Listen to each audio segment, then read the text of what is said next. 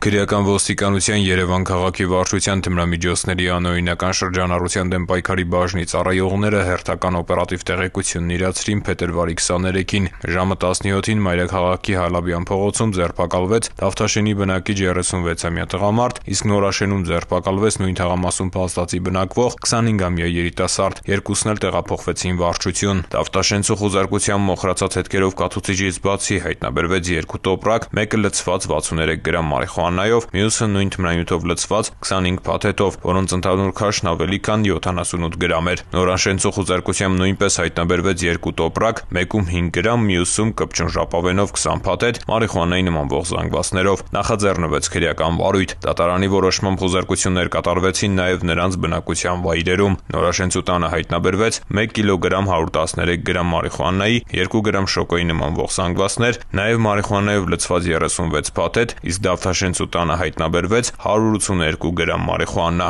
Երկուսն էլ կալանավորվել ու տեղափոխվել են քրեակատարողական հիմնարկ։ Հանգամանքները պարզվում են։ Ծանուցում հանցագործության համար մեղադրվողը համարվում է անմեղ, քանի դեռ նրա մեղավորությունն ապացուցված չէ քրեական դատավարության օրենսգրքով սահմանված կարգով, դատարանի օրինական ուժի մեջ մտած դատավճռով։